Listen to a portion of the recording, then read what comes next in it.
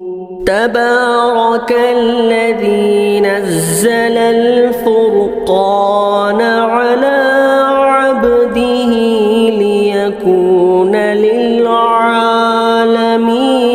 نذيرا۔ کسی بھائی نے سوال کیا ہے مفتی صاحب یہ دریافت کرنا ہے کہ یہ بات عوام علماء کے درمیان مشہور ہے کہ پچھلی امتوں کے انبیاء نے امت محمدیہ میں پیدا ہونے کی تمنا کی تھی، کیا اس کا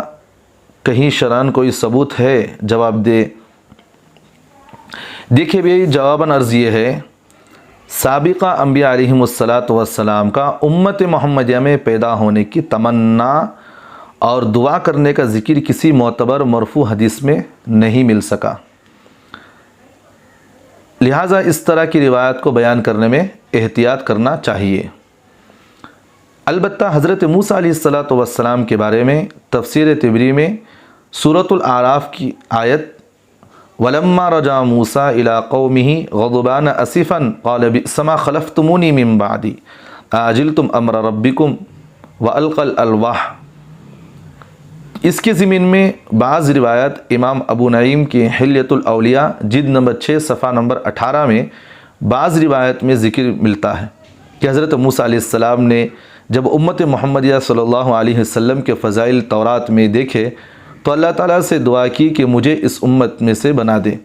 لیکن ان سب روایت کا دار و مدار حضرت کعب بن احبار، حضرت وہب بن منبع اور حضرت قتادہ ابن دعامہ رحمہم اللہ تعالیٰ پر ہے، اور یہ وہ تابعین حضرات ہیں جو کثرت اسرائیلی روایت بیان کرنے میں مشہور ہیں،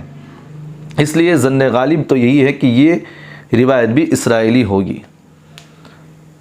دوسری بات، بعض کتابوں میں ان روایت کو حضرت نبی علیہ السلام کی طرف بھی منسوب کر کے بھی بیان کیا گیا ہے، جیسے امام ابو نعیم نے دلائل النبوہ حدیث نمبر 30.1 میں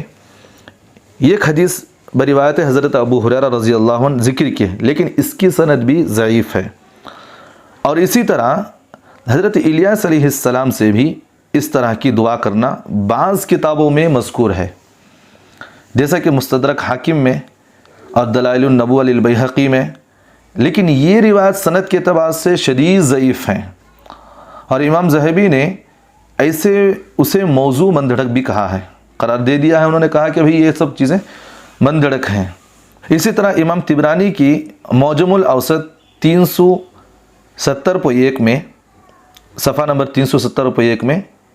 یہی واقعہ حضرت خضر علیہ السلام کی طرف بھی منسوب کر کے ذکر کیا گیا ہے، لیکن اس روایت کی اسناد بھی ساقط اور غیر مستند ہے۔